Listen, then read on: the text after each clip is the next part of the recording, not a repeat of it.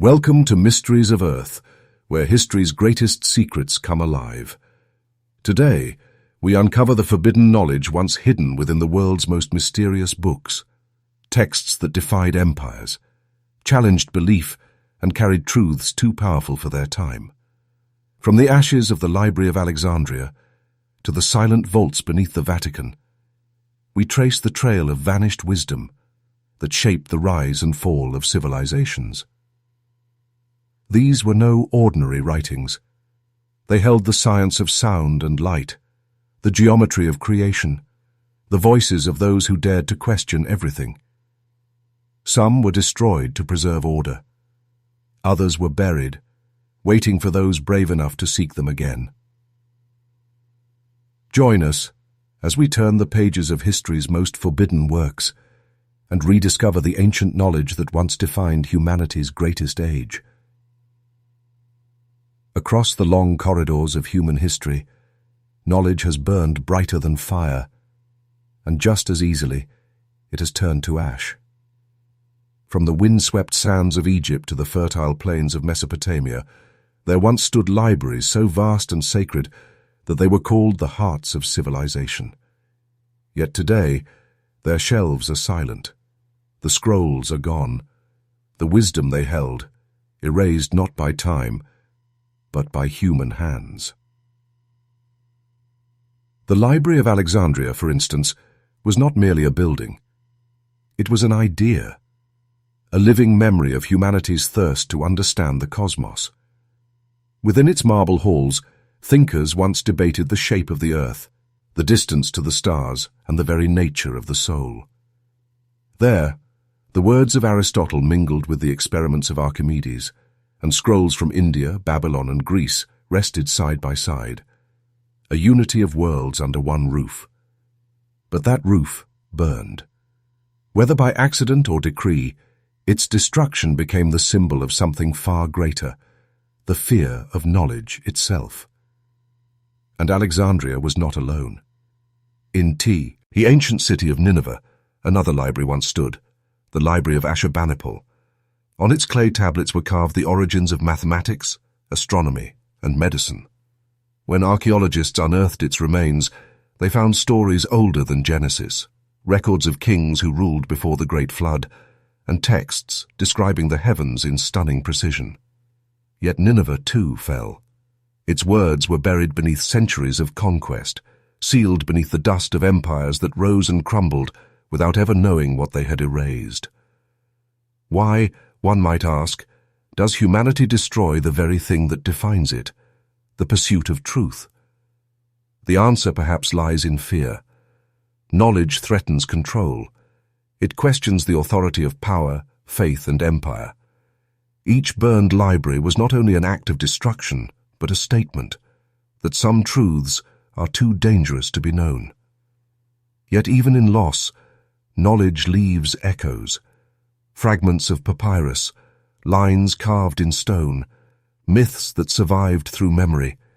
These are the whispers of what once was. They tell us that humanity's story is not one of constant progress, but of rediscovery.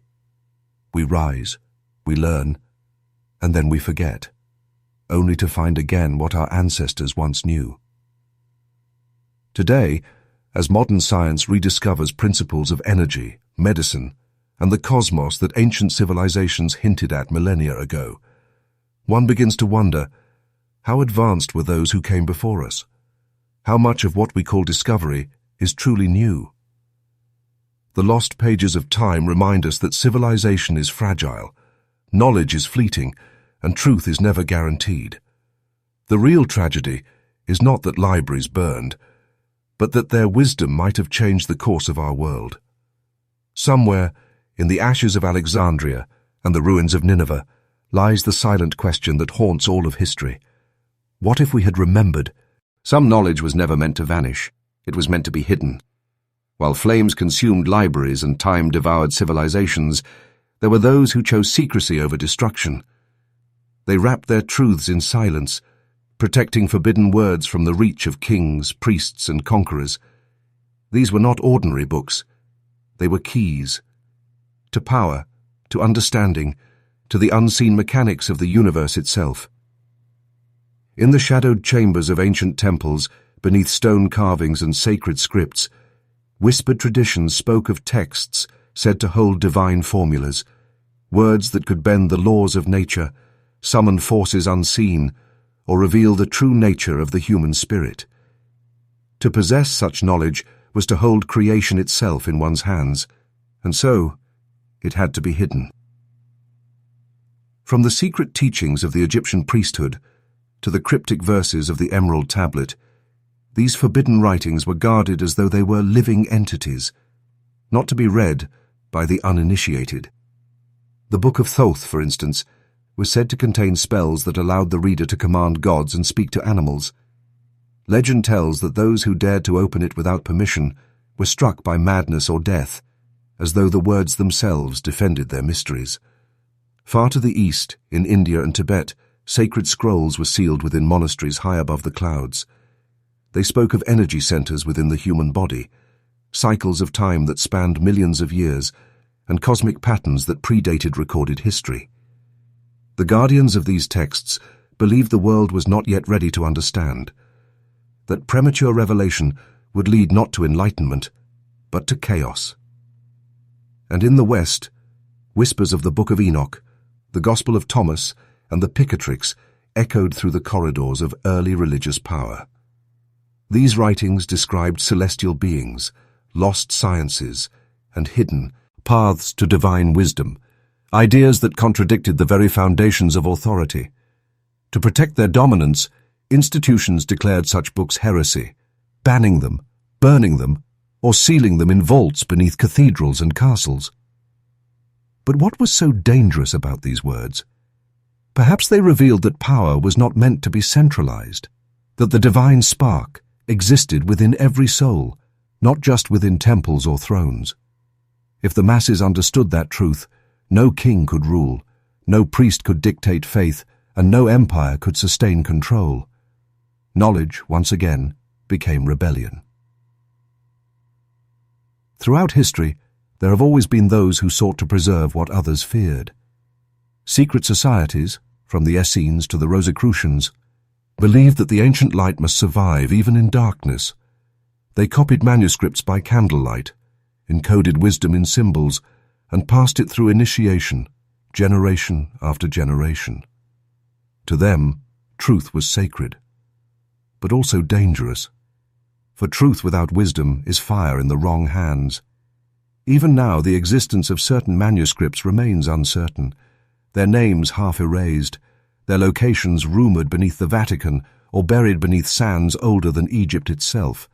Scholars call them myth, but myths, too, are often fragments of forgotten fact. The forbidden words of power are not just relics of a mystical past. They are reminders of humanity's eternal struggle between control and curiosity, between the known and the hidden. For every truth revealed, another was buried. And as we continue to search, we are left to wonder, were these secrets hidden to protect humanity, or to protect those who ruled it? Fire has always been both creator and destroyer. It forges metal, gives warmth, and sustains life. Yet in the hands of fear, it becomes an eraser of memory. Throughout history, flames have devoured not only wood and parchment, but the very essence of human thought. Every burned library is more than a loss of books. It is a decision, a deliberate act to silence an age. When the Library of Alexandria burned, it wasn't just scrolls that vanished, it was centuries of accumulated wisdom, astronomy, philosophy, medicine, and mathematics, all gone in a cloud of smoke that drifted over the Mediterranean. But this was not an isolated tragedy. From the ashes of Alexandria to the pyres of Baghdad's House of Wisdom, to the fires that swept through Mayan codices and Chinese archives, humanity's past was rewritten by the crackle of flame. These fires were never accidents. They were declarations. Each blaze marked a moment when those in power decided that forgetting was safer than remembering. Knowledge threatens control. It empowers the mind, challenges dogma, and exposes deception. And so, when rulers, invaders, or zealots felt their worldviews tremble, they reached for the torch. In 213 BCE, China's first emperor, Qin Shi Huang, ordered the burning of books to erase the philosophies that questioned his rule. Only the texts of law and statecraft were spared. The rest were turned to ash. Thousands of scholars were executed or buried alive for preserving what he wished destroyed. The message was clear. To control the future, one must first destroy the past. Centuries later, in the golden city of Baghdad, the Mongols would do the same. The House of Wisdom, the greatest center of learning in the medieval world, held manuscripts on mathematics, astronomy, and medicine from across the known earth. When the Mongols invaded in 1258, they cast its books into the Tigris River until Tibet. His waters ran black with ink. Some say the river carried away the knowledge of an entire civilization, floating quietly toward oblivion. Even in the New World, the story repeated. Spanish conquerors burned the Maya codices, declaring them works of the devil. Only 4 survived. Fragile remnants of an empire that once charted the movements of Venus and the secrets of the stars. Imagine how much more they knew before the smoke. Each fire reshaped humanity's timeline. It forced us to rebuild, reinvent, and rediscover. It's why so many of our modern breakthroughs feel eerily familiar, as if we're remembering rather than discovering. For when knowledge dies, it does not vanish completely. It hides, waiting for minds brave enough to rediscover it. But perhaps the greatest silence left by fire is not the loss of information, it is the loss of connection. Every destroyed scroll once bore the handwriting of a thinker, a dreamer, a voice reaching through time. Their words were a bridge between generations. When they burned, those voices turned to whispers we can barely hear. Fire in its fury erases, yet it also tests us. It asks whether we will let knowledge remain fragile or fight to preserve it. For every library that burned, another was built. For every truth destroyed, someone risked their life to rewrite it. The fire that silenced knowledge reminds us of a haunting truth.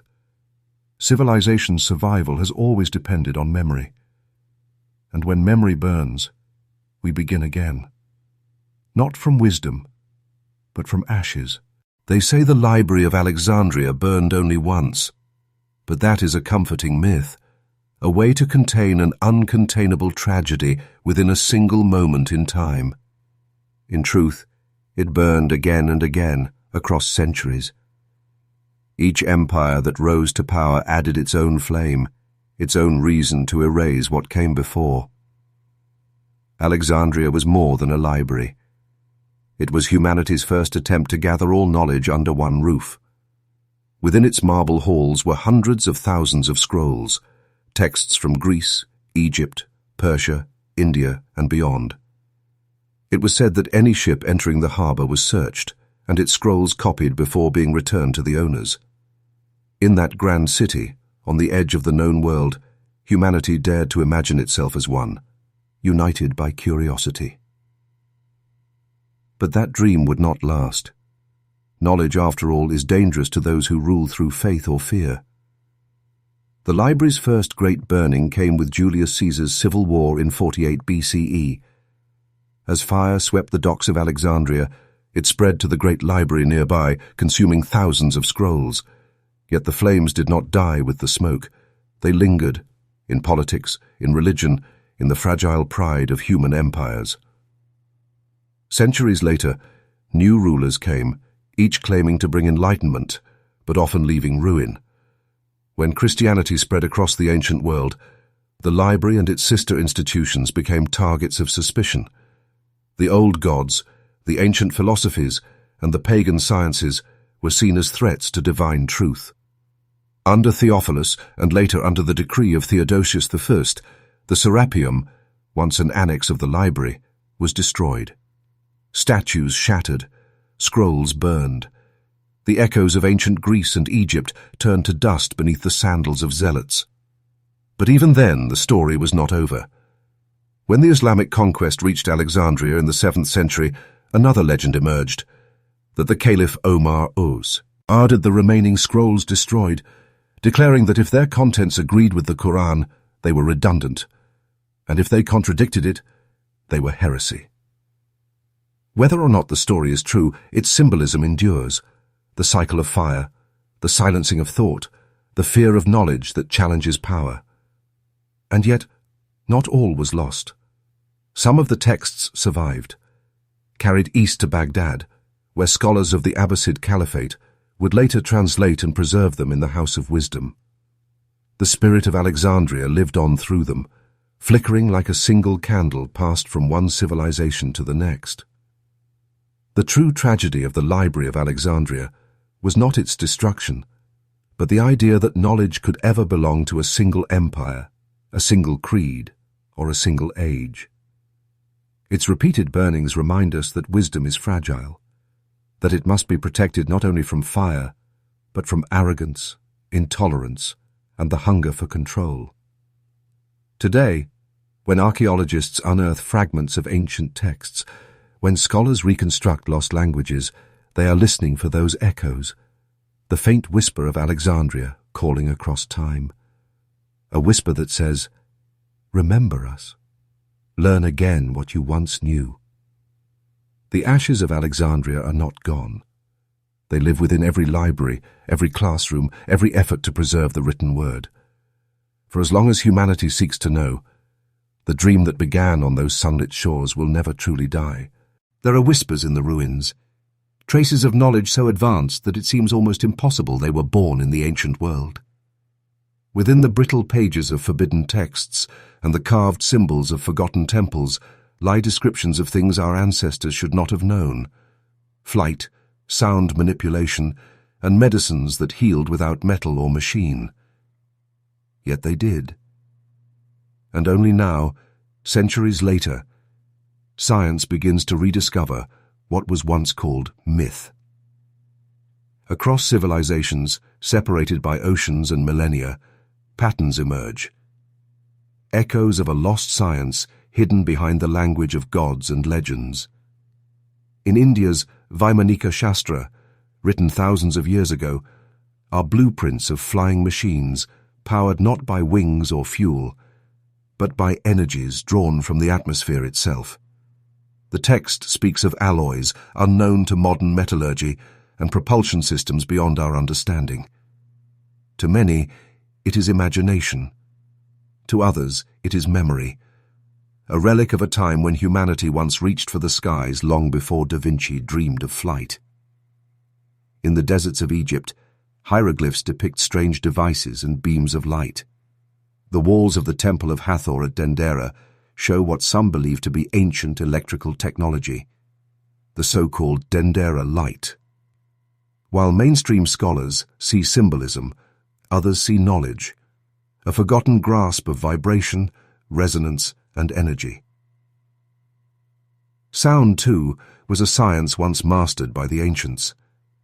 In the temples of the Maya, a single clap beneath the steps of Chichen Itza returns as the call of the sacred Quetzal bird, an acoustic illusion created by precision architecture. In Egypt, vast stone chambers hum with low frequencies capable of altering human perception. To the priests who built them, sound was not mere art. It was power, a means of communion with the divine. Medicine, too, carries the fingerprints of lost mastery. The Inca performed brain surgeries with obsidian scalpels sharper than any modern steel, and their patients survived. Egyptian papyri describe treatments for cancer, heart disease, and even dental procedures with tools far ahead of their time. The Chinese, long before Western medicine, understood the mapping of energy pathways in the body, what we now call acupuncture. Could all these fragments be coincidence? Or are they the remains of a unified, ancient understanding of nature, one that saw the universe as a web of vibration, energy, and balance? Perhaps it was never truly lost, only concealed. The ancients encoded their knowledge in allegory, art, and architecture, aware that wisdom, if revealed to those unready, could destroy as easily as it could heal. Over time, religion replaced reason, and empires replaced curiosity with conquest. What was once science became labeled as sorcery. The libraries that held these secrets, Alexandria, Nineveh, Nalanda, were reduced to ash, and humanity forgot.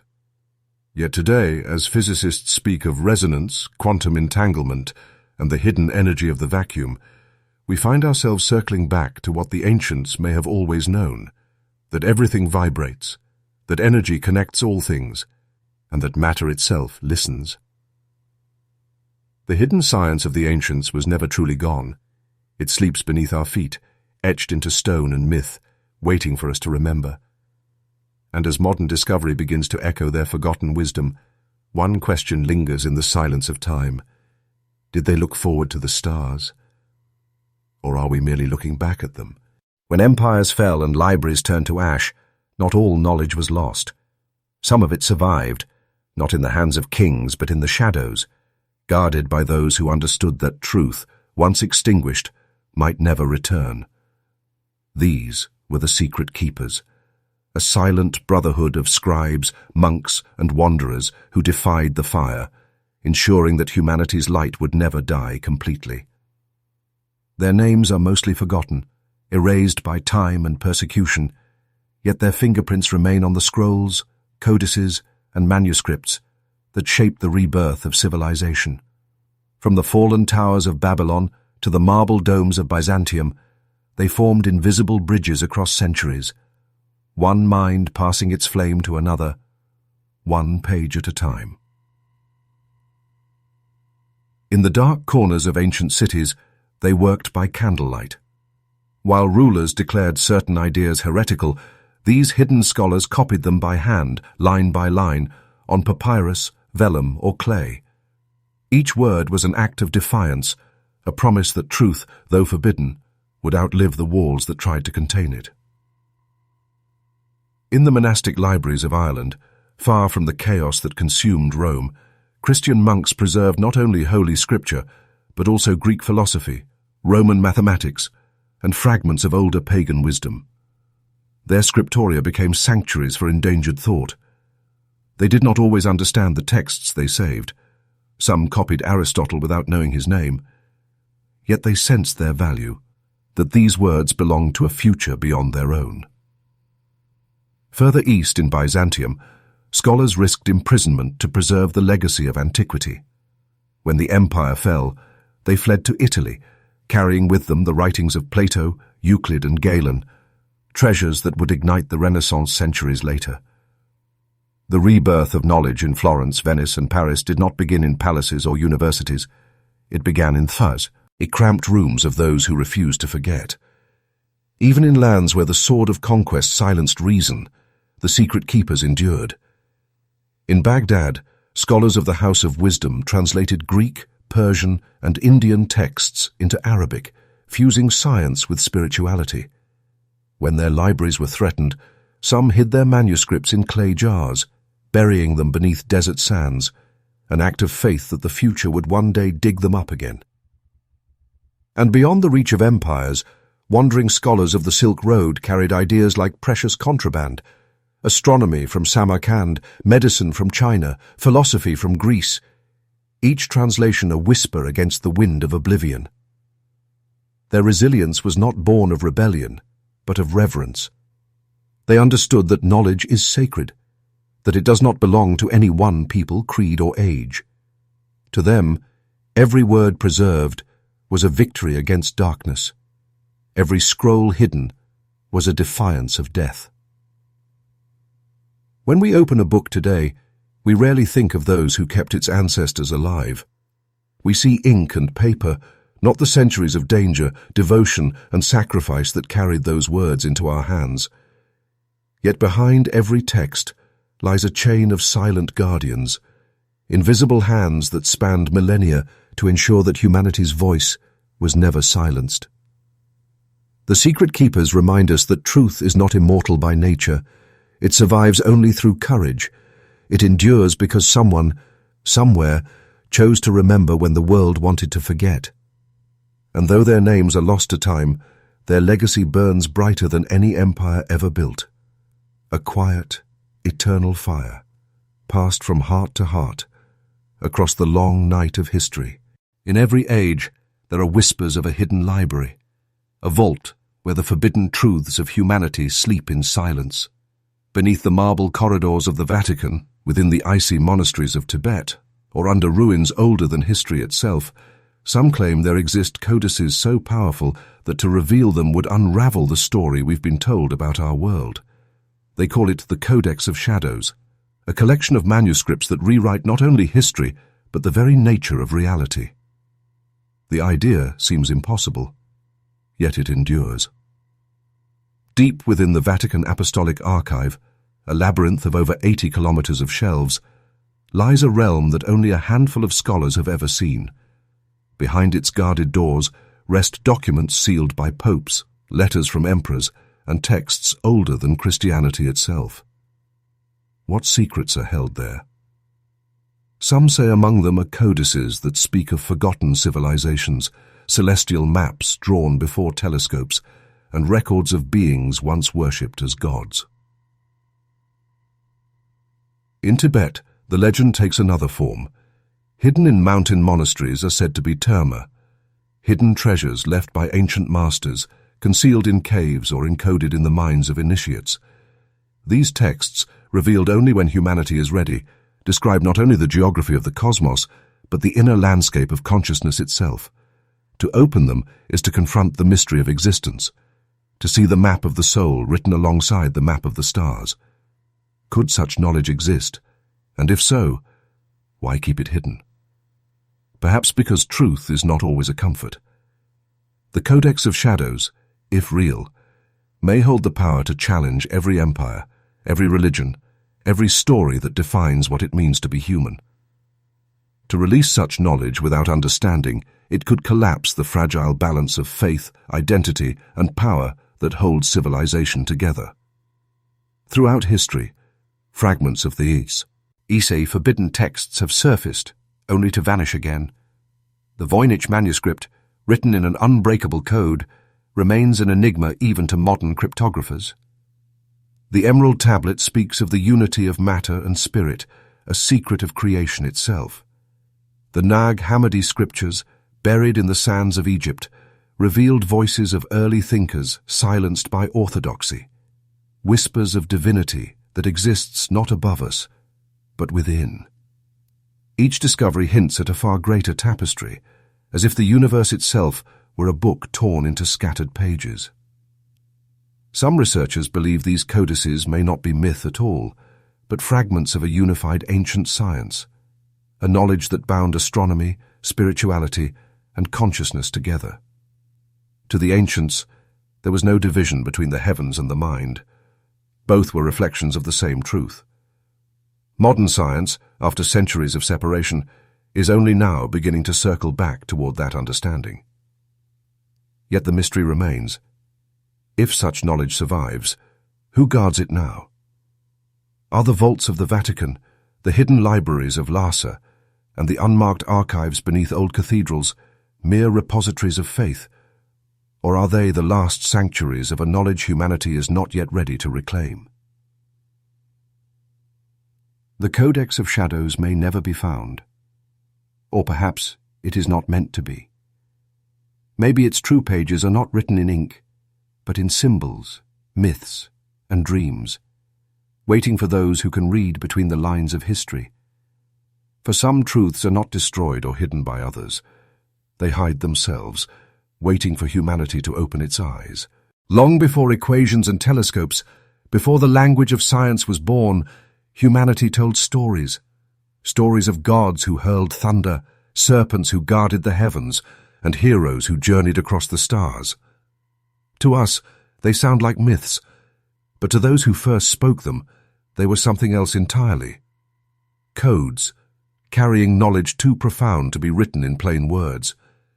Ancient myths were not mere legends.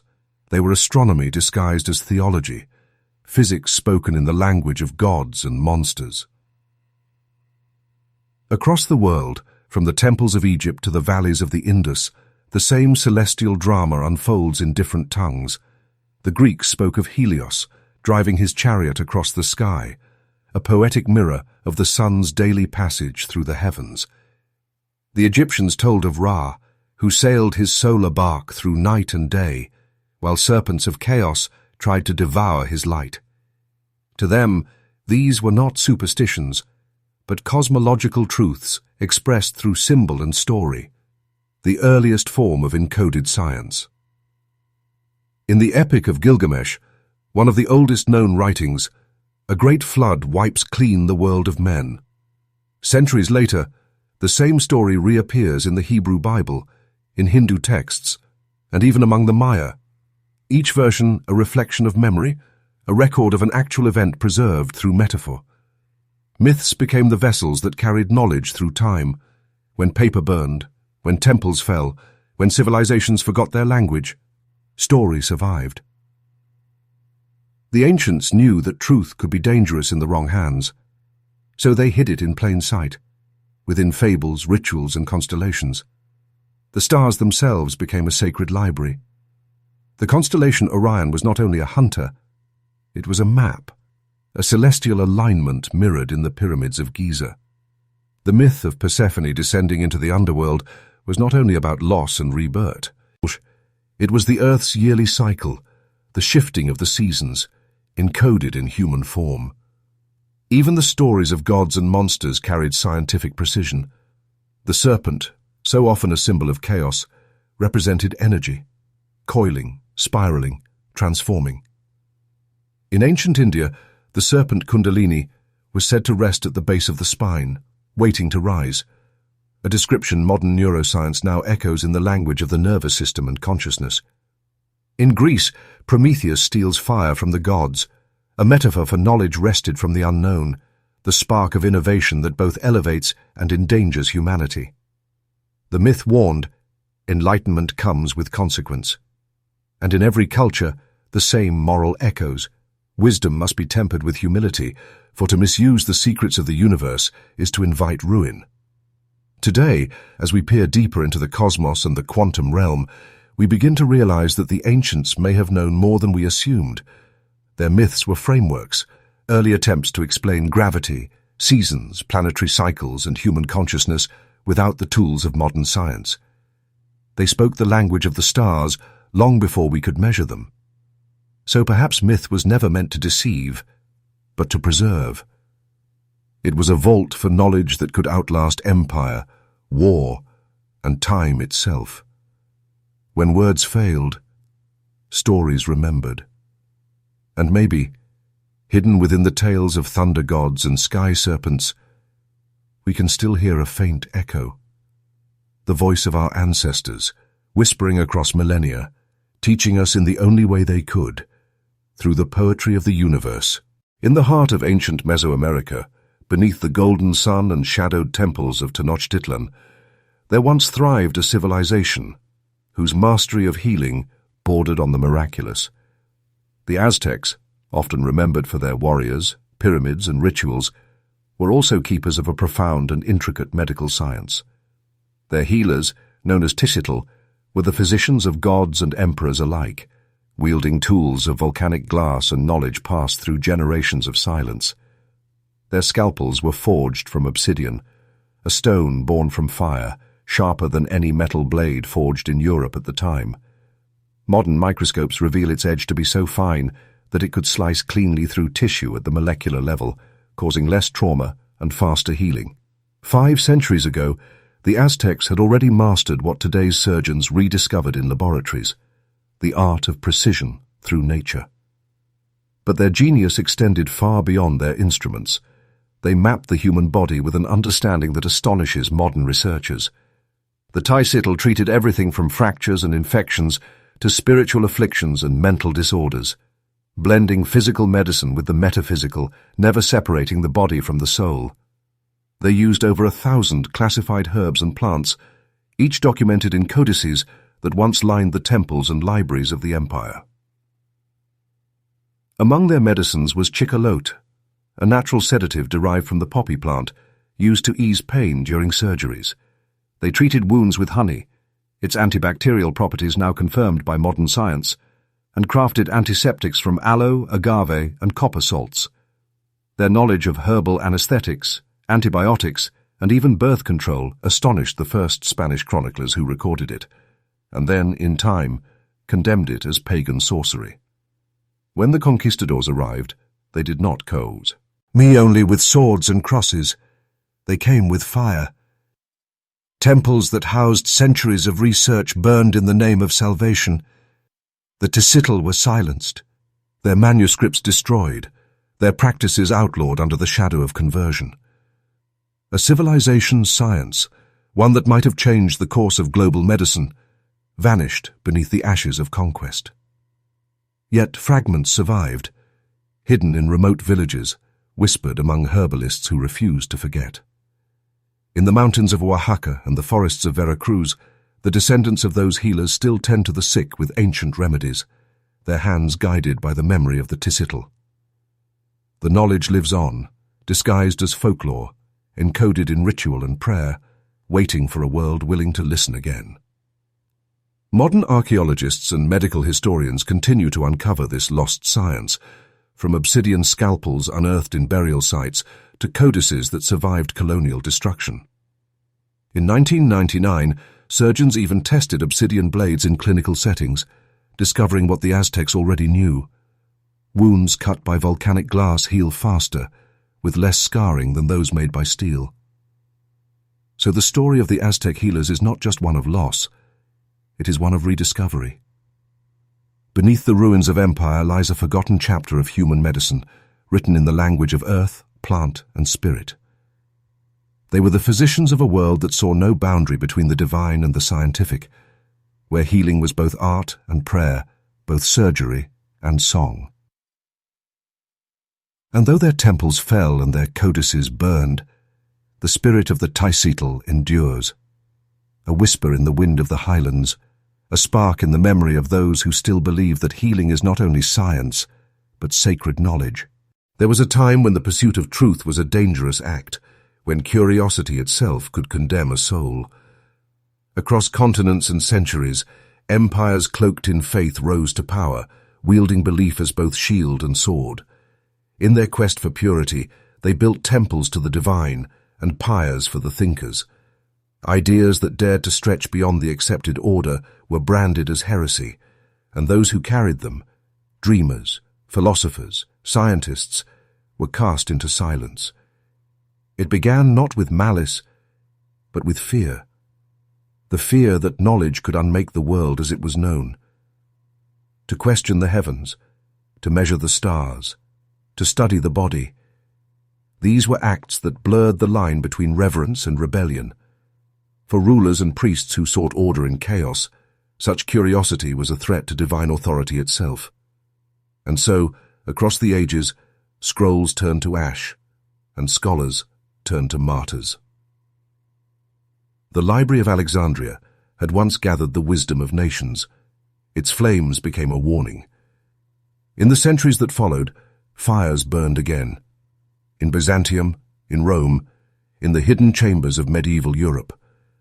The written works of ancient astronomers, physicians, and mathematicians were hunted, banned, or rewritten under sacred law. From Hypatia, the philosopher whose brilliance was extinguished in the streets of Alexandria, to Giordano Bruno, who dared to dream of infinite worlds and met his fate in fire, knowledge became a casualty of faith's dominion. But faith, in its truest form, was never the enemy. The greatest thinkers of every age, from Ibn Sina in Persia to Roger Bacon in England, sought to reconcile the divine with discovery. They believed that understanding the laws of nature was not a rebellion against the Creator, but a path toward Him. Yet their voices were often drowned out by those who feared what they could not control. History repeats its lessons Wheatley. The earth was once flat, the stars divine fires fixed in a perfect sky, and the heart, so they believed, the seat of thought. The men and women who challenged these beliefs were ridiculed, silenced, or destroyed. And yet over time, their heresy became the foundation of modern science. Galileo's telescope, once forbidden, revealed moons that orbited other worlds. The medical dissections that once defied church law became the cornerstone of human anatomy. The heliocentric universe that condemned Copernicus and his followers is now taught in every school on Earth. What was once considered blasphemy became the language of truth. Still, the pattern persists. Even today, the boundaries of knowledge are shaped by what society fears to ask. The same tension between belief and discovery continues to echo through laboratories, universities, and halls of power. The suppression may no longer come from temples, but from systems, institutions that protect their own order against inconvenient truths. The story of humanity's progress, then, is not merely about what we've learned, but what we've dared to remember. Every forbidden book, every silenced voice, is a reminder that truth cannot be destroyed, only delayed. The flames that once consumed the libraries of the past also forged something indestructible, a spirit of curiosity that refuses to die. For each truth erased by faith, another waits beneath the ashes, patient, eternal, and ready to rise when the world is brave enough to see it. Before the written word, before the age of kings and empires, there were voices that seemed to rise from the earth itself. In sacred caverns, atop mist-covered mountains, within temples carved from stone and silence, the oracles spoke. They were not prophets of destiny, but interpreters of patterns, those who could hear the rhythm of the cosmos and translate it into human understanding. To them, the universe was not chaos. It was a living map, a cycle of creation and decay, of balance and return. In Delphi, the most famous oracle of Greece sat above a fissure that exhaled vapors from the earth's breath. Her words, wrapped in mystery, guided emperors and shaped wars. Yet beyond the myth, her visions mirrored the earth's own pulse, the gases, the tremors, the shifts that hinted at something deeper, a connection between humanity's questions and the planet's quiet answers. Across the world, in the temples of the Maya, a different kind of oracle studied the heavens. The Chilam Balam priests watched the skies with unerring precision, mapping celestial movements not for prophecy, but for pattern. To them, time itself was not linear, but circular, an eternal wheel in which past and future intertwined. Their calendars did not end, they renewed. Their prophecies did not predict doom, but transformation. In ancient China, the diviners of the Shang dynasty cracked turtle shells and ox bones to read the messages of heat and pressure, seeing in those fractures the voice of heaven's order. In Egypt, priests of Heliopolis interpreted the stars as the writings of the gods, while in the Indus Valley, astronomer priests aligned cities with celestial paths, embedding the cosmos into the architecture of daily life. These oracles, from Greece to Mesoamerica, from Africa to the Far East, shared something profound. They believed the universe spoke in cycles, not commands, to the Suas. Prophecy was not about predicting the future, but understanding the eternal dance of balance. The floods, the seasons, the rise and fall of rulers, all were echoes of the same pattern, the same cosmic rhythm that governed everything from stars to souls. But with time, that understanding faded. The world became louder, the rhythms drowned beneath the noise of conquest, religion, and progress. The oracle's words, once scientific in their observation of nature's cycles, became twisted into superstition. Their languages were forgotten, their temples buried, their wisdom reduced to riddles. When archaeologists unearthed the remains of Delphi, Chichen Itza, and Mohenjo-Daro, they found more than ruins. They found alignment. Every structure, every altar, pointed to the same truth. The ancients did not merely worship the stars.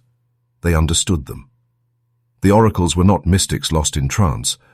They were scientists of the sacred, translating astronomy, geology, and time itself into living knowledge. Today, as satellites orbit above us and computers chart the cosmos, we are rediscovering what the oracles once knew: that life is not random, that Earth and humanity are bound by invisible harmonies. Climate patterns, solar cycles, magnetic reversals, all echo the ancient idea that everything moves in rhythm. Perhaps the oracles never vanished at all. Perhaps we simply forgot how to listen. Their words remain in the winds, in the tides, in the pulse of our own planet. To hear them again, we must become still, as they once were, and remember that prophecy was never about seeing the future, but understanding the eternal return of all things. In the temples of ancient Greece, before the philosophers debated reason and before science gave names to the invisible forces of the world, there was music, not as art, but as creation itself. The followers of Orpheus, the mystic poet who could charm stones and trees with his lyre, believed that sound was the language of the cosmos. To them, the universe was not silent. It sang. Every atom, every star, every soul vibrated with a frequency, a hidden music that bound existence together. These were the Orphic hymns, verses written not for performance, but for awakening. Each hymn called upon a force of nature, a deity of motion, of fire, of night, of the breath that animates all things. They believed the right vibration, the right tone, the right word, could alter reality itself. In their rituals, priests chanted these hymns not merely to praise the gods, but to tune the human spirit to the frequency of the divine. Modern science, with its equations and instruments, now calls it resonance. The phenomenon where one vibration ignites another, where harmony bridges distance, where sound becomes energy, and energy becomes matter. Thousands of years before we could measure it, the Orphics felt it, in their bones, in the pulse of the earth, in the hum of the stars above. In the hidden sanctuaries of Eleusis, the initiates would gather at night, surrounded by torches that flickered like the heartbeat of the universe. They would chant the hymn to Nyx, the goddess of night, invoking the birth of creation from darkness. To them, this was not myth. It was memory, the retelling of the moment when sound first broke silence, when chaos was given order through vibration. The Orphics believed that the soul, too, was a note in this great symphony. A human life was a melody, brief and fragile, yet eternally part of the cosmic song. Death, in their view, was not an end, but a modulation, a change in key, a return to the universal harmony. This philosophy would later echo through the teachings of Pythagoras, who measured music in numbers, discovering that mathematical ratios could define harmony itself. It was from this ancient sound that the science of acoustics was born. But the deeper mystery of the hymns lay not in sound alone. It was in transformation. The Orphic initiates sought purification through vibration, believing that music could cleanse the soul of chaos. To chant was to remember. To resonate was to become aligned once more with the fabric of reality. Each tone, each rhythm, was a step toward unity with the cosmos. When these hymns faded from temples and vanished into dust-covered scrolls, the world lost more than songs. It lost a way of listening. The idea that the universe is alive with sound became a forgotten truth, buried beneath centuries of silence and rationality. Yet, in laboratories today, physicists speak of quantum vibrations, of strings that sing at the heart of matter. Neuroscientists explore how sound frequencies heal, how resonance can alter mood, memory, even physical structure. The ancient hymns were not superstition, they were intuition, spoken long before instruments could prove what the soul already knew. The hymns of awakening still echo, faintly, across time. In the vibration of a string, in the hum of electricity, in the quiet rhythm of the human heart, their song endures. For the Orphics believed that creation never ceased. The universe continues to sing, endlessly, patiently, waiting for us to remember how to listen once again.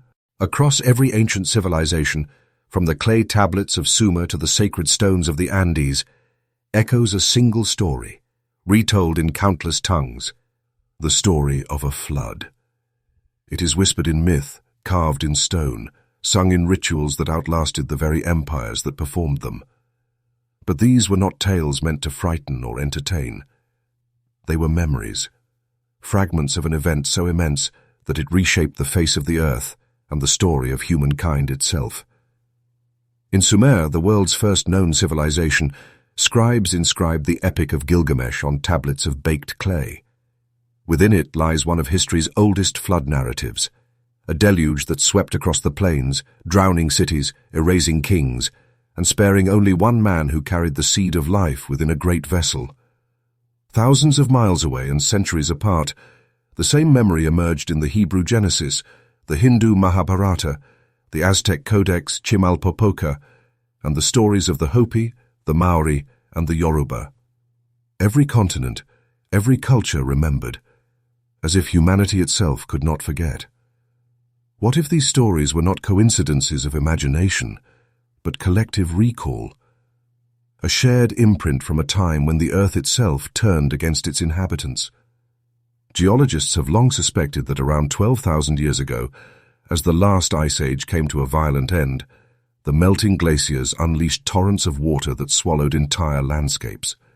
Sea levels rose by more than 100 meters, valleys became seas, islands disappeared, and the coastlines known to ancient peoples were erased beneath the waves. The flood was not just a storm, it was the world resetting. In the temples of Göbekli Tepe, one of humanity's oldest sacred sites, pillars carved with celestial symbols hint at a cosmic event, perhaps a comet impact or a sudden climatic upheaval. The carvings depict animals fleeing, skies darkened, and waters rising, a visual memory of survival. In Peru, legends of the Inca speak of Unu Pachacuti, the world turned over by water, after which the gods reshaped the land and restored humankind.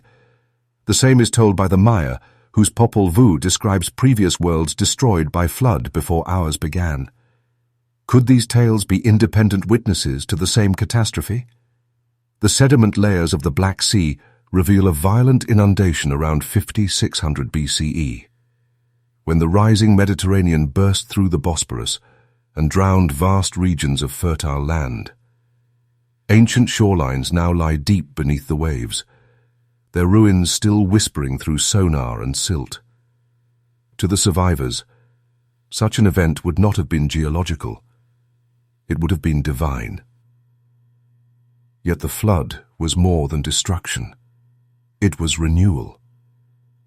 Each civilization described it as both an ending and a beginning, a cleansing of corruption and a rebirth of life. The Sumerians spoke of new kings descending from heaven, the Egyptians of creation emerging from watery chaos, the Greeks of Deucalion and Pyrrha who cast stones behind them that turned into humans. Beneath the myths lies a universal understanding that humanity is fragile but resilient. Today, as ice melts again and seas rise once more, these ancient memories feel less like stories and more like warnings. The flood was not merely a past event. It was a lesson, one written not in books, but in the scars of the earth and the echoes of its survivors. The ancients did not forget.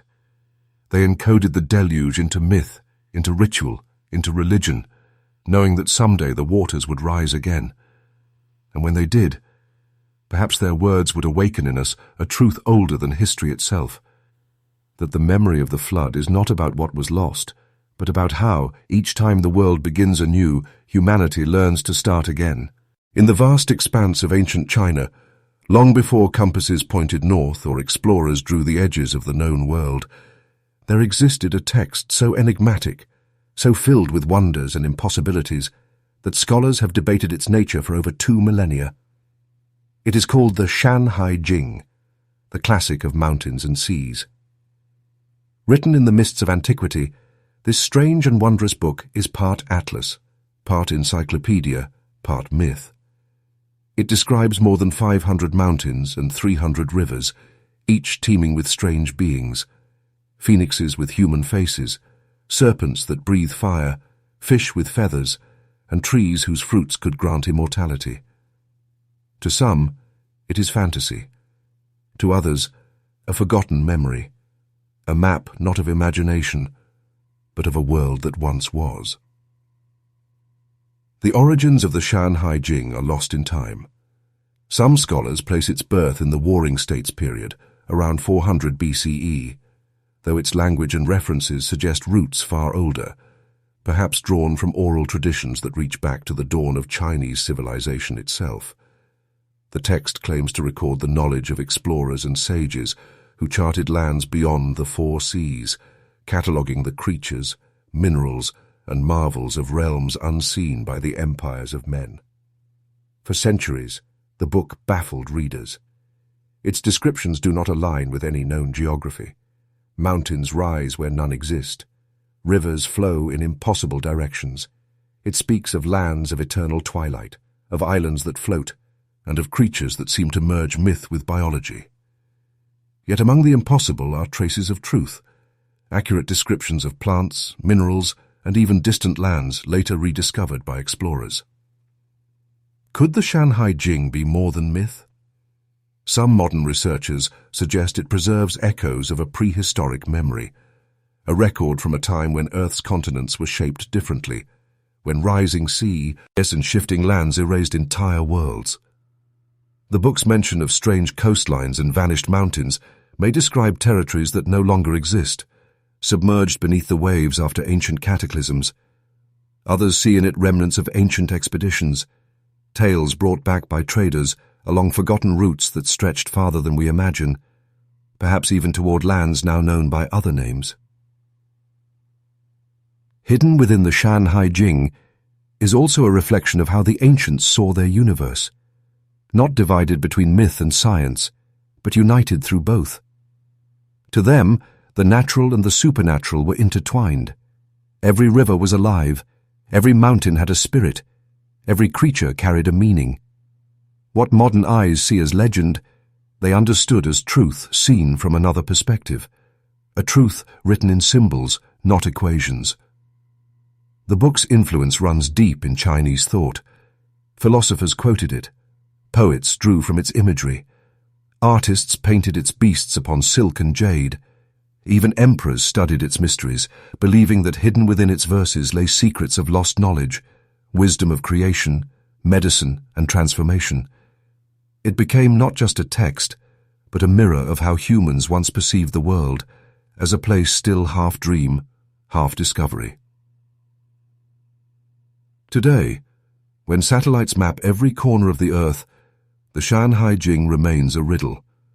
Its mountains and seas do not exist on our modern maps, yet its voice endures, reminding us that the boundaries of knowledge are never fixed.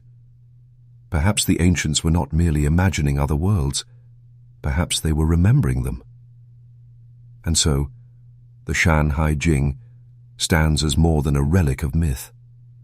It is a whisper from an age when humanity still listened to the living earth, when maps were not lines on paper, but doorways into mystery, when explorers sought not just new lands, but new ways of seeing reality itself.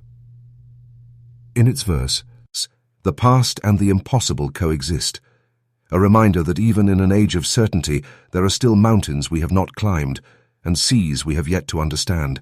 Long before the pyramids of Egypt rose from the sands, before Greece wrote its first myths or Rome carved its gods in stone, there was Sumer, the first known civilization. It emerged from the fertile plains between the Tigris and Euphrates, in a land the ancients called Kiengir, the land of the lords of brightness. From this soil of invention came writing, mathematics, astronomy, and the earliest recorded laws of humankind. Yet among the clay tablets that survived time's erosion lies a story stranger and deeper than all others, a story of beings who came from the heavens, carrying the light of knowledge to the people of Earth. These were the Anunnaki, a word that meant those who came from above.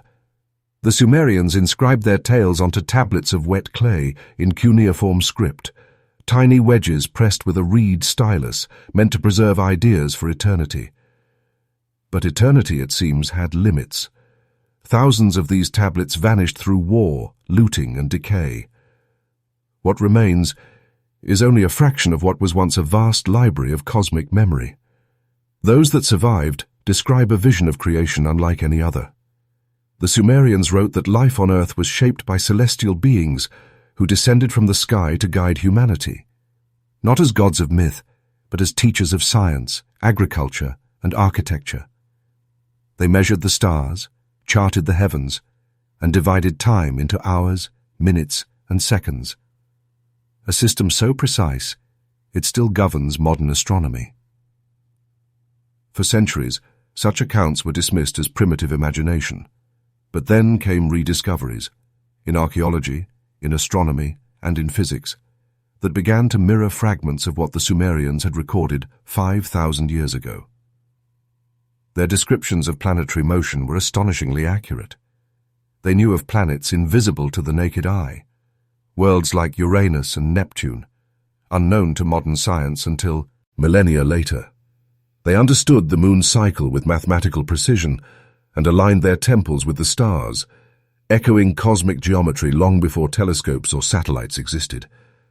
How could such knowledge arise in the earliest dawn of civilization? Some believe it was coincidence, that the ancients were brilliant observers of the night sky, their myths poetic metaphors for celestial order.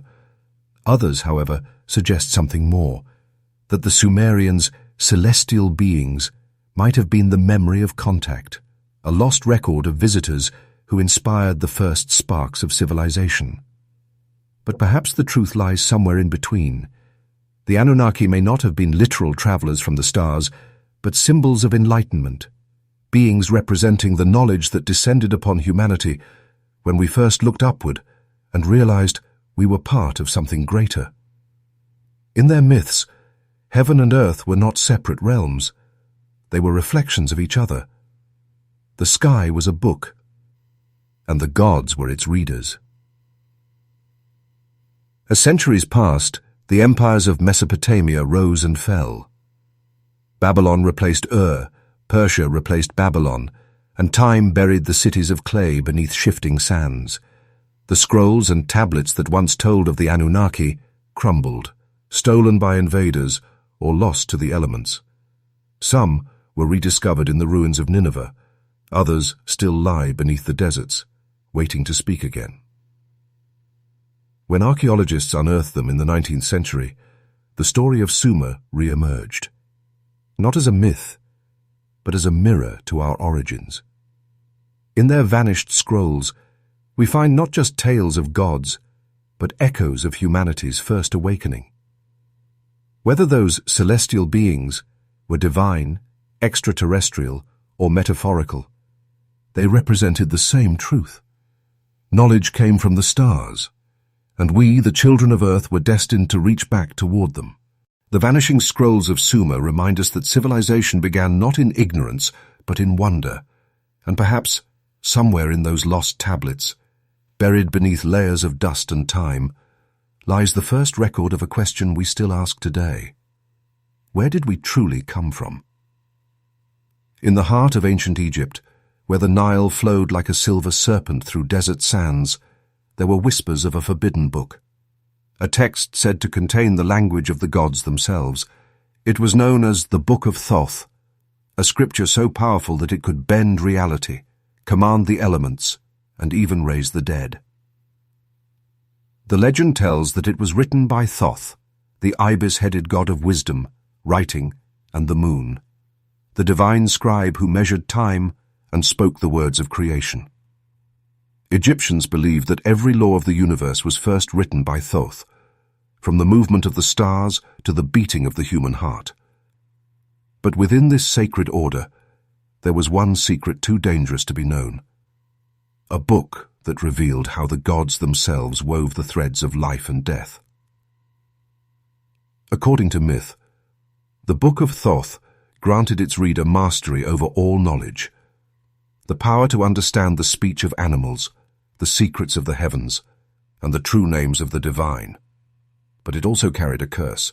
Anyone who opened its pages would face the wrath of the gods, for they would have trespassed into the realm of creation itself. The story was first told in fragments, inscribed on temple walls and papyrus scrolls that time has nearly erased. It speaks of a young prince who discovered the hidden book buried deep beneath the Nile, sealed within iron boxes, guarded by serpents and spirits of fire. When he opened it, the waters of the river rose in fury, and the gods turned their faces away. Some versions say he was struck blind, others that he vanished into the underworld, his soul trapped between life and death, a warning to all who sought forbidden wisdom. For centuries, Egyptian priests guarded their sacred texts with unimaginable care. Knowledge was not meant for all. It was a force that could build or destroy civilizations. The temples of Hermopolis and Heliopolis were said to contain libraries of scrolls, manuals of healing, astronomy, and alchemy. Yet the Book of Thoth was said to be different. It did not merely describe the world, it could reshape it. Some scholars later linked the legend to fragments found in the Book of the Dead, a funerary text designed to guide the soul through the afterlife. Others saw echoes of it in the emerald tablets of Hermes Trismegistus, said to contain the ancient laws of alchemy and transformation. These texts spoke of the unity between matter and spirit, between the human and the divine, ideas that still echo in modern physics and metaphysics alike. But what if the Book of Thoth was not just a legend? What if it represented a lost science, an understanding of vibration, sound, and frequency so advanced that it appeared as magic to later generations? Ancient Egyptians believed that words themselves carried energy, that to speak a name was to summon its essence. Perhaps Thoth's magic was the mastery of resonance, the same principle that governs the structure of the universe, from atoms to galaxies. In this light, the Book of Thoth may not have been a spell book at all, but a record of ancient knowledge, a manual of consciousness, encoded in myth to protect it from misuse. The gods, after all, did not hide knowledge to punish humanity. They hid it to preserve it, waiting for a time when we would be wise enough to understand its meaning. Today, the Book of Thoth remains undiscovered. No tomb, no temple, no archive has ever yielded its pages. Yet the idea of it lingers, in whispers of secret teachings, in the symbols carved upon temple walls, in the mysterious alignment of stars above the pyramids. Whether real or imagined, the Book of Thoth speaks to a timeless truth, that knowledge is both creation and destruction, a divine fire that can illuminate or consume. And perhaps that is why the gods hid it, not to deny us wisdom, but to remind us that every light casts a shadow, and some truths are meant to be earned, not found. In the winter of 1945, in the desert sands of Upper Egypt, a farmer named Mohammed al-Saman unearthed something that would shake the foundations of Christian history. Buried beneath a cliff near the town of Nag Hammadi, sealed within a clay jar, were 13 leather-bound codices, ancient scrolls written in Coptic, preserved in silence for nearly 17 centuries. At first glance, they appeared to be just another relic of Egypt's layered past. But as scholars began to translate them, a revelation emerged. These were not ordinary scriptures. They were gospels, writings of early Christians whose voices had been deliberately erased. They spoke not of churches or priests, but of inner light. They called humanity not fallen, but divine. And they whispered of a truth far older than dogma, that the kingdom of God was not above, but within.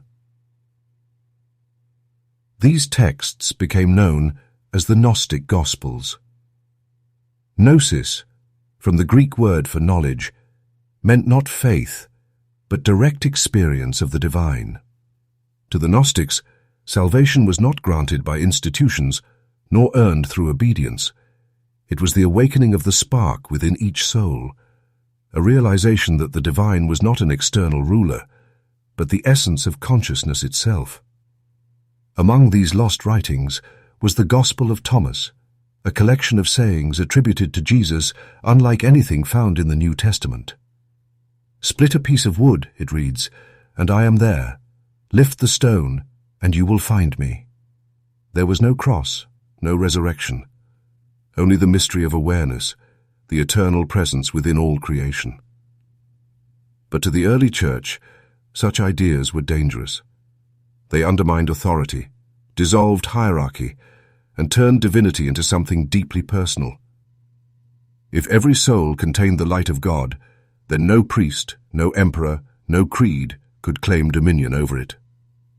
So the Gnostics were branded heretics. Their texts we read, reburned, their teachers silenced. The councils that shaped Christianity, from Nicaea to Constantinople, rewrote belief into structure, faith into obedience. The God within became the God above, distant and commanding. The feminine divine, Sophia, the embodiment of wisdom, was exiled from theology, and the gospel of inner awakening was buried beneath centuries of orthodoxy. Yet, in secret, fragments survived. Hidden by monks, passed between mystics, and finally entombed beneath the Egyptian sands, they waited, as if time itself had conspired to preserve them until humanity was ready to listen again. When the Nag Hammadi codices were finally studied in the 20th century, the world was beginning to rediscover the same truths the Gnostics once held dear. Quantum physics spoke of consciousness as a fabric of reality. Psychology explored the depths of the inner self. And mystics from East and West began to echo what the ancient Gospels had once proclaimed, that enlightenment is not found in worship, but in awakening. The forgotten Gospels remind us that history is not just written by victors, it is edited by them. For every doctrine we know, there lies a suppressed idea, a silenced voice, a truth too dangerous for its time. In the stillness of the desert, where the wind moves through broken monasteries and the sands whisper of forgotten faiths, the words of those lost thinkers still speak. They remind us that the search for God has always been the search for self, and that perhaps the greatest revelation of all was never lost, only buried within the human heart. Because the divine spark they spoke of still burns, quietly, eternally, waiting for each of us to remember. In the barren stillness of the Judean desert, where wind carves silence into stone, a young Bedouin shepherd once threw a rock into a cave and changed the story of civilization. The year was 1947. His stone clattered against something that did not belong to the desert, pottery, ancient and fragile. Inside those jars lay scrolls wrapped in linen, their ink faded, but their message eternal. What he found were the Dead Sea Scrolls, the oldest surviving manuscripts of the Hebrew Bible, and beyond them, an entire lost chapter of humanity's spiritual evolution. Hidden in the caves of Qumran for over 2,000 years, they were written by a community that called themselves the Yahad, the Unity. To history, they would become known as the Essenes, a mysterious sect that lived in isolation, believing the world was on the brink of divine upheaval. But these scrolls were more than scripture. They were blueprints of a civilization in transition, where religion, politics, and prophecy collided. Inside them were laws of ritual purity, calendars tracking celestial cycles, and visions of an impending war between the sons of light and the sons of darkness. The words breathed with apocalyptic urgency, as if the writers had sensed the collapse of an age. Archaeologists found fragments of nearly 900 manuscripts, many older than the Gospels, written in Hebrew, Aramaic, and Greek. Among them were familiar texts, Isaiah, Psalms, Deuteronomy, but also writings that had been erased from later traditions, the Book of Enoch, the War Scroll, and the Community Rule. These spoke of angelic hierarchies, cosmic battles, and a coming teacher, a messianic figure who would restore order to a corrupted world. To some, this figure was a prophetic echo of Jesus of Nazareth. To others, he was the reflection of an older, parallel belief system that shaped Christianity, before Christianity had a Nika, me. The parallels were unsettling. Communal meals resembling the Last Supper, baptisms in desert waters, and a moral code built on purity and expectation. Yet the Dead Sea Scrolls did more than reveal lost theology. They blurred the line between myth and memory. They showed that the ancient world was not divided into neat categories of religion and reason. It was a place where prophecy and politics intertwined, where cosmic visions guided empires and sacred texts served as tools of rebellion. For centuries, these scrolls had remained hidden, sealed away as if their guardians knew that their revelations were too dangerous for their time. They watched the rise and fall of Rome, the spread of Islam, the Crusades and Reformations, all while sleeping beneath salt and sand. When they finally resurfaced, humanity was ready to question its past again. Scholars debated their meaning, the Vatican took cautious interest, and entire new branches of archaeology were born from their study. The scrolls beneath the Dead Sea became mirrors, forcing us to confront not only what we believe, but why we believe it. Even today, many fragments remain untranslated, too damaged or fragmented to piece together. Some whisper of creation and destruction, others of secret knowledge passed between priests and prophets. And deep within Cave 4, where the greatest cache was found, lie texts so fragmented that they seem to mimic time itself, broken, incomplete, but still reaching toward understanding. In the end, the Dead Sea Scrolls remind us that truth is rarely lost, only buried. Beneath dust and doctrine, beneath empire and translation, the human spirit has always sought to write itself into eternity. And in those silent caves above the Dead Sea, the words of forgotten prophets still rest, watching the world they once warned about unfold, one age at a time. History, we are told, is a record of what happened, but in truth, it is a record of what was allowed to survive. Every empire, from Rome to the modern age, has rewritten time itself, shaping memory to fit its design. What we call history is not always a window into the past. Sometimes it is a mirror held up by power. When empires rise, they do not merely conquer land, they conquer time. They decide which stories will be remembered and which will be erased. From ancient tablets chipped clean of names to rewritten chronicles that turn defeat into triumph, every ruler has tried to bend the river of history to flow through their own reflection. In Mesopotamia, the kings of Akkad declared themselves chosen by the gods, rewriting the records of their predecessors to claim divine right. In Egypt, pharaohs chiseled their rivals' names from monuments, believing that to erase a name was to erase a soul. And in Rome, emperors decreed damnatio memoriae, the condemnation of memory, where a fallen ruler's image would be destroyed, his words deleted, and his very existence unmade. Even the calendar, that silent metronome of civilization, became a weapon of control. When Julius Caesar reformed the Roman calendar, he did more than align it with the stars. He aligned it with himself. Later, Christian emperors would reshape time again, marking history as before Christ and Anno Domini, the year of our Lord. With one decree, centuries were reframed around a single belief, and all that came before was cast as shadow. But perhaps the greatest rewriting of time was not done with stone or scrolls. It was done with silence. In the ashes of burned libraries, in the lost records of fallen dynasties, lie voices that never had the power to speak. The engineers of Alexandria, the astronomers of Babylon, the philosophers of Carthage, their names fade, not because they were forgotten, but because they were forbidden. As empires shifted, so too did the narrative of who we are. The victors of war became the authors of memory. The defeated became myths, their truths buried beneath layers of propaganda and sanctified history. What once was knowledge became heresy. What once was discovery became sin.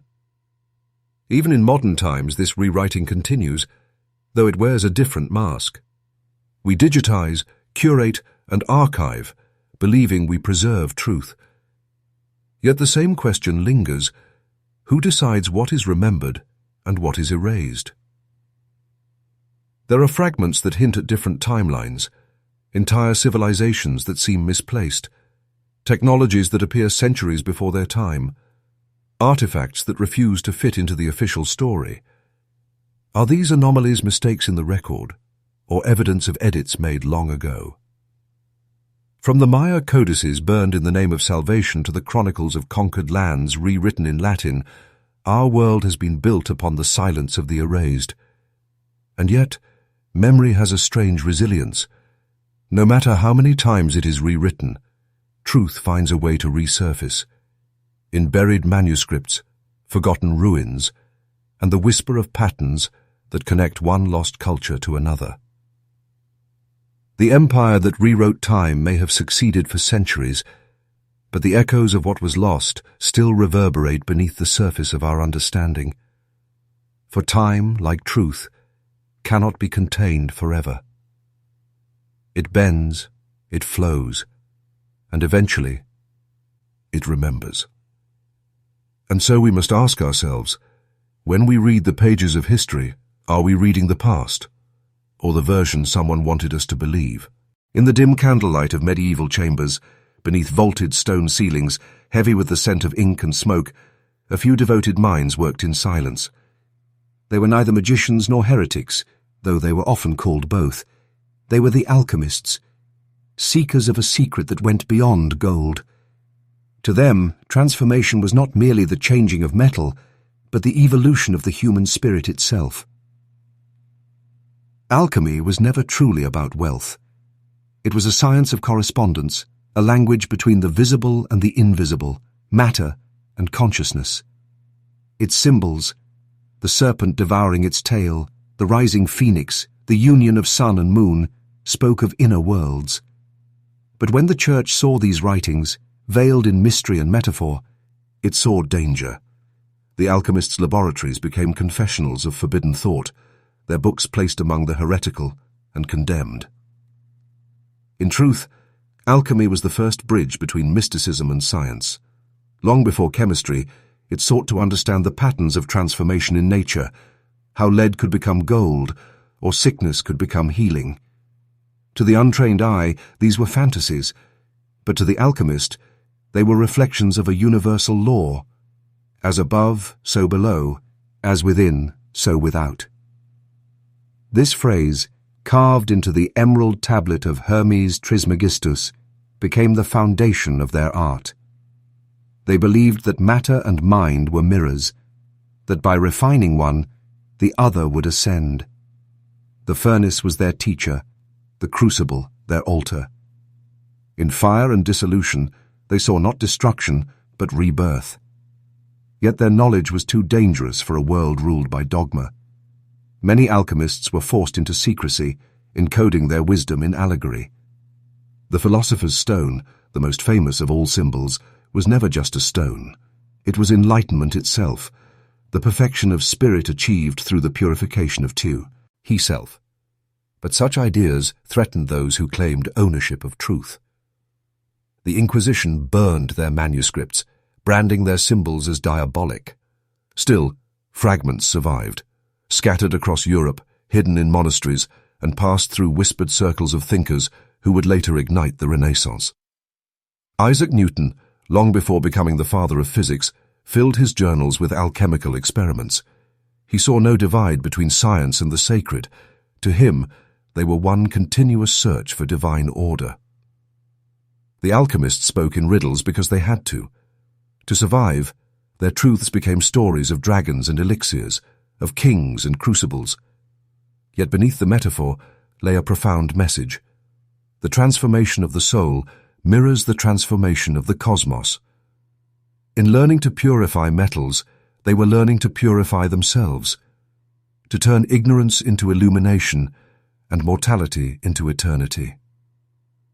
Today, we see in their texts the early blueprints of chemistry, psychology, and even quantum thought, a universe where observation shapes reality, where transformation is not destruction but evolution. Their magic, was never illusion. It was intuition that science has only begun to articulate. The alchemists of memory remind us that not all wisdom wears the name of science, and not all science survives the fires of history. Beneath centuries of suppression, their symbols endure, spirals, circles, and suns, silent maps for those who still seek unity between the material and the divine. Their legacy is a whisper across time. That transformation is the destiny of all things. Lead becomes gold, flesh becomes light, and knowledge, no matter how long it sleeps in shadow, always finds its way back into the fire, to be reborn once more. In the long silence after empires fell, when cities turned to dust and libraries to ash, the world teetered on the edge of forgetting. Knowledge, once sung in marble halls and carved upon temple walls, began to fade from human memory. And yet, amid the ruins of civilization, there remained a few who refused to let the light go out. They were not kings or conquerors. They were monks, scribes, and wanderers, quiet guardians who carried the weight of entire worlds in ink and parchment. In candlelit monasteries and hidden caves, they became the custodians of memory, rescuing fragments of lost wisdom from the jaws of oblivion. When the great libraries burned, Alexandria, Pergamon, Nineveh, it was these hidden hands that copied what they could, line by line, word by word. Every stroke of the quill was an act of defiance against the darkness. Some traveled across continents, smuggling scrolls and codices through wars, famines, and inquisitions. Others sealed them in clay jars or beneath monastery floors, trusting that time itself would one day return them to the light. In medieval Europe, Irish monks became the torchbearers of civilization. On windswept cliffs overlooking the Atlantic, they transcribed Plato, Aristotle, and Euclid, texts long vanished from the lands where they were born. Cloaked in silence, they preserved the philosophies of Greece, the mathematics of Egypt, and the astronomy of Babylon. Their illuminated manuscripts shimmered with gold leaf, a quiet rebellion against the age of ignorance surrounding them. Far to the east, Islamic scholars in Baghdad and Cordoba undertook a similar mission. During the Abbasid Golden Age, the House of Wisdom gathered texts from every corner of the known world, translating Sanskrit treatises, Greek epics, and Persian alchemical texts into Arabic. What Europe would later rediscover during the Renaissance had already been safeguarded in those halls centuries before. And beyond the empires, wandering mystics and traders became unlikely librarians of history. Along the Silk Road, scrolls of medicine, astronomy, and philosophy passed from one culture to another, folded between spices and silks. Knowledge was not merely preserved. It evolved, reshaped by every hand that dared to copy it. Yet the cost of such preservation was high. Many of these scribes worked in secret under threat of persecution. To guard a heretical book was to risk execution. To share forbidden wisdom was to challenge divine decree. Still, they persisted, believing that truth, even hidden, was sacred. They understood that civilizations might fall, but knowledge could survive if it found refuge in the human spirit. When the Renaissance dawned, it did not emerge from nothing. It rose from the ashes these hidden hands had tended for centuries, the Greek philosophies they preserved, the Arabic translations they transmitted, the ideas they refused to let die. The brilliance of modern science, art, and reason owes its existence to their quiet endurance. Today, their legacy endures not in temples or monuments, but in the words that outlived them, the ancient texts that whisper through time, carrying the fingerprints of countless anonymous guardians. Each faded manuscript, each brittle parchment, is a thread in a tapestry that spans millennia.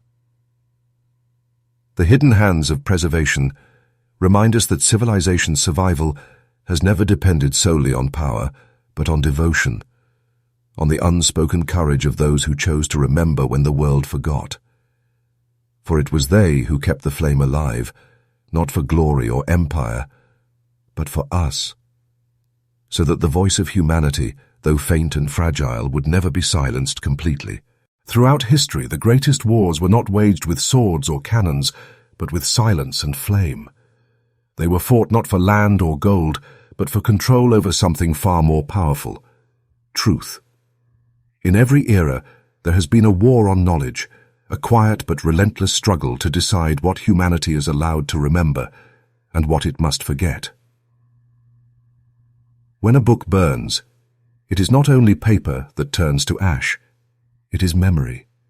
It is the voice of those who dared to question, the wisdom of centuries extinguished in a single breath of smoke. And though the flames may die, their absence lingers.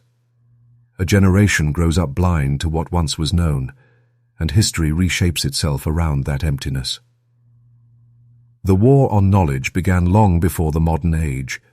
In ancient China, during the reign of the first emperor, Qin Shi Huang, thousands of books were burned, philosophical, historical, poetic, anything that did not serve the empire's version of truth. The scholars who protested were buried alive, their wisdom silenced beneath the soil that bore their civilization. In the West, the story repeated itself. The Library of Alexandria, that beacon of all ancient thought, was consumed by centuries of conquest and intolerance. When its scrolls turned to smoke, the mathematics of Egypt, the astronomy of Babylon, and the philosophies of Greece vanished into myth. What humanity lost there can never be measured. Ideas that might have changed the world centuries before their rediscovery. Later, during the dark ages of dogma, inquisitors carried torches instead of swords. In plazas and monasteries, texts deemed heretical were piled high and set aflame. Books on astronomy, medicine, and philosophy burned in the name of purity. The works of Giordano Bruno, who saw the universe as infinite, were destroyed with him. He was burned alive for speaking of worlds beyond our own. The Inquisition believed they were saving souls, but in truth they were severing humanity from its own reflection. Yet this war did not end with fire. In modern times, censorship became the new weapon. Regimes rewrote textbooks, banned languages, erased histories. Totalitarian governments learned that to control a nation, one must first control its narrative. The pen, once the instrument of enlightenment, became a target of fear. Still, truth has always found a way to survive. Hidden manuscripts were smuggled beneath cloaks. Banned ideas were passed in coded letters. The spirit of those who sought knowledge could not be extinguished, because knowledge itself is not a thing, but a current. You can dam it, you can bury it, but eventually it seeps through the cracks of time. Every civilization that waged war on knowledge eventually crumbled beneath the weight of its own ignorance. The pattern is clear. When truth is silenced, decay follows. When curiosity is punished, darkness returns. And yet, humanity endures, because somewhere, someone always remembers. The war on knowledge is not a story of the past. It continues in new forms: misinformation, manipulation, the rewriting of collective memory. The battlefield has moved from libraries to screens, but the struggle remains the same. For every book burned, for every truth buried, there are minds still searching. Archaeologists, historians, thinkers, piecing together what was lost. Their work is resistance, their discovery a rekindling of light. The war on knowledge is humanity's oldest conflict, and its most defining. For in the end, what we choose to remember determines who we become. Beneath the ruins of temples and pyramids lies something far greater than stone, a hidden language, a code of creation written not in words, but in mathematics. To the ancients, architecture was not simply construction, it was communion. Every line, every angle, every proportion was a reflection of the cosmos, an attempt to mirror the harmony that governed all existence. Across continents and millennia, civilizations that never met shared this same unspoken geometry. The Egyptians raised their pyramids with precision so exact that even modern engineers marvel at it. The Great Pyramid of Giza, aligned perfectly with true north, encodes the value of pi and the golden ratio, constants that define both the spiral of a seashell and the orbit of planets. It is as if its builders sought not just to reach the heavens, but to speak the language in which the universe was written. In Mesopotamia, the cradle of civilization, the Sumerians constructed ziggurats that rose in measured tiers, stairways of number and proportion designed to connect earth to sky. To them, geometry was not abstract. It was divine. It was how the gods ordered the stars, how the seasons turned, how the pulse of life itself could be mapped. Thousands of miles away, in the jungles of Mesoamerica, the Maya and Aztecs built their temples according to celestial cycles. The pyramid of Kukulkan in Chichen Itza was designed so that on the equinox, a serpent of shadow slithers down its steps, a perfect alignment of architecture and astronomy. They were not just building monuments, they were encoding time, embedding the rhythm of the cosmos into the earth. And then there was Greece, the birthplace of sacred geometry as philosophy. Pythagoras and Plato believed that the universe was built upon numerical harmony, that everything, from sound to soul, followed patterns of proportion. Temples like the Parthenon are designed around these principles, their beauty emerging from balance, their symmetry reflecting the unseen perfection of the divine. Even in India, the Vedic temples followed precise geometrical blueprints described in ancient texts. Their layouts mirrored cosmic mandalas, mapping the universe in stone. Each shrine, each corridor, each step corresponded to mathematical ratios, not for aesthetics, but for resonance. The builders believed that by walking through sacred geometry, one could align the body with the structure of reality itself. The question that haunts us today is how they knew. How did civilizations separated by oceans and eras all discover the same patterns, the same constants of pi, phi, and harmonic proportion? Were they guided by observation, or did they inherit something older, fragments of a forgotten science passed through myth and symbol? Modern science, for all its progress, has begun to circle back to this ancient truth. Physicists now describe the universe through equations, elegant, symmetrical, and precise. From the spirals of galaxies to the fractals of DNA, the code beneath civilization may be the same code beneath life itself. Perhaps the ancients understood that creation is not chaos, but order, that numbers are not inventions, but discoveries. They saw geometry as the bridge between heaven and earth, between the seen and the unseen.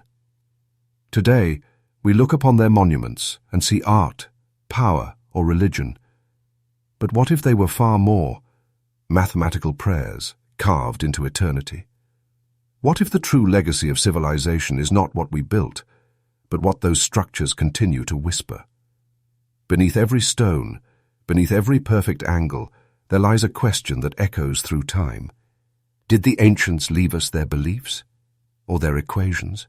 Across laboratories and observatories, in quiet rooms filled with the hum of machines, humanity is beginning to rediscover what was once forgotten, the lost science of the ancients. For centuries we called it myth, tales of energy that healed, sound that built, and light that could bend the world itself. Yet today, as modern science peers deeper into the quantum fabric of reality, those same ancient ideas begin to shimmer once more, not as fantasy, but as forgotten truth. Thousands of years ago, temples were not merely places of worship. They were instruments of resonance. The builders of Egypt and Greece knew that sound was a force, capable of shaping emotion, even matter. In the Temple of Hathor at Dendera, hieroglyphs depict what appear to be tuning devices, while deep within the Hypogeum of Malta, carved chambers amplify sound at precise frequencies that vibrate through the human body. To the ancients, music was medicine. The voice was a tool of alignment, capable of restoring balance between body, mind, and spirit. Today, scientists speak of vibrational therapy, of sound waves that can heal tissues, or ultrasound frequencies that can move particles without touch. What was once ritual is now experiment. What was once prayer is now physics. The same is true for magnetism, a mysterious force long revered as sacred.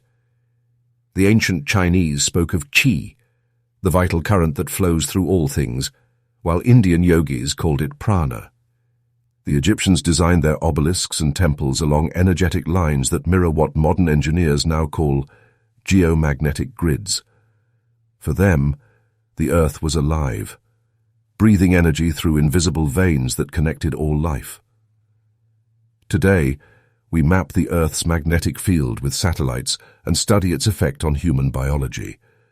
We find correlations between solar storms and the rhythms of the heart, between electromagnetic resonance and the frequencies of the brain. What was once described as spirit may have always been energy. Energy that the ancients understood, not through machines, but through direct communion with nature. Even the concept of healing through light, long dismissed as superstition, is returning. In temples like Abu Simbel, sunlight was engineered to enter sanctuaries on precise days of the year, illuminating statues of the gods. These were not coincidences. They were demonstrations of mastery over solar geometry, and perhaps a deeper understanding of how light itself nourishes life. Today, modern medicine explores phototherapy, light used to heal, regenerate, and even influence consciousness. Once again, the language of myth begins to align with the equations of science. Quantum physics now speaks of fields and entanglement, of invisible threads binding all things in unity, ideas mirrored in ancient mysticism. From the Vedas to the Hermetic texts, humanity once saw the universe as one vast, interconnected organism. Our ancestors did not separate science from spirituality. They saw them as reflections of the same truth. And perhaps that is the lesson in this rediscovery. The ancients did not need particle accelerators to sense the rhythm of energy or microscopes to perceive the dance of life. They observed, listened, and lived in harmony with the invisible symphony that surrounds us all. As we return to these forgotten principles, resonance, vibration, energy, and light, we are not inventing something new. We are remembering. We are reawakening a science not lost but asleep, waiting patiently beneath centuries of disbelief. The lost science of the ancients is not gone. It is returning, through us, through curiosity, through the quiet realization that everything we seek to know has always been known before. In the silent corners of museums, in fragments of clay and whispers of parchment, lies a story far greater than any empire or faith. It is the story of humanity itself, written not in ink or stone, but in memory. Every forbidden text, every vanished codex, every burned library was once a chapter in a single, unending book, the book of humanity. And though the pages have been torn, the story endures. For knowledge cannot be destroyed. It merely hides, in symbols, in myth, in the dreams of those who dare to seek. When the Library of Alexandria burned, its flames seemed to swallow the wisdom of the world. But the truth was not lost. It was scattered. The knowledge fled with refugees, scholars, and travelers who carried ideas across deserts and oceans.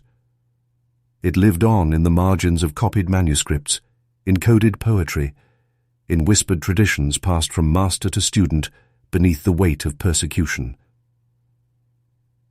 Each generation, in its own way, has found the embers of what came before.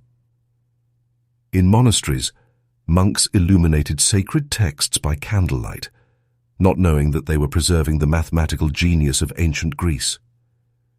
In Islamic Baghdad, the House of Wisdom became a beacon where the philosophies of Plato met the astronomy of Persia. In the Renaissance, buried fragments of forgotten knowledge resurfaced, sparking revolutions in art, science, and thought. And today, the same rediscovery continues, in digital archives, quantum laboratories, and the ever-curious minds of explorers and dreamers. The Book of Humanity is not bound by leather or ink. It is a living manuscript written across generations, a network of memories that connects every era, every civilization. The pyramids are its illustrations, the cave paintings its prologue, the data streams of today its latest chapter. And though pages may be lost, the essence remains, for truth always finds a way to return. Some say that knowledge has its own consciousness, that once an idea is born, it cannot truly die. It lingers, waiting to be rediscovered, reinterpreted, reawakened. Like a seed buried beneath centuries of soil, it waits for the moment when humanity is ready to understand it again. Perhaps that is what history truly is, not a straight line of progress, but a circle of remembrance. We rise, we forget, and then we remember. The same principles once described by the ancients, vibration, energy, harmony, now re-emerge in the equations of modern physics. The same moral philosophies that guided civilizations long vanished are echoed in our search for balance in a chaotic world. And in this eternal cycle, we begin to see a pattern, that the Book of Humanity writes itself through us. Every discovery, every act of preservation, every question asked in defiance of silence adds a new line to its ever-growing story. So when we speak of lost knowledge, perhaps what we mean is misplaced wisdom, wisdom that waits not in libraries, but within us. The ancients called it the divine spark, the flame of consciousness that connects all living minds. To read the Book of Humanity, one need only listen to the quiet rhythm of curiosity, the voice that asks, "What if?" And as we step into the unknown, guided by fragments of the past and visions of the future, we continue the work of every scholar, every scribe, every seeker who came before. The story is not finished, because knowledge cannot die. It only sleeps, waiting for the curious to awaken it once more. As the final pages close, one truth remains. Knowledge can be silenced, but never destroyed. It lingers beneath the dust of time, waiting for those who still listen, who still question, who still seek. Every burned library, every forbidden book, is a reminder that truth cannot be erased, only forgotten. And it is curiosity that keeps it alive. If this journey through hidden knowledge and lost wisdom moved you, let your curiosity guide others too. Like, share and subscribe to Mysteries of Earth and help us uncover the forgotten brilliance of our ancestors, one mystery at a time. Because the story of humanity is not just written in the stars or carved in stone, it lives in the questions we dare to ask.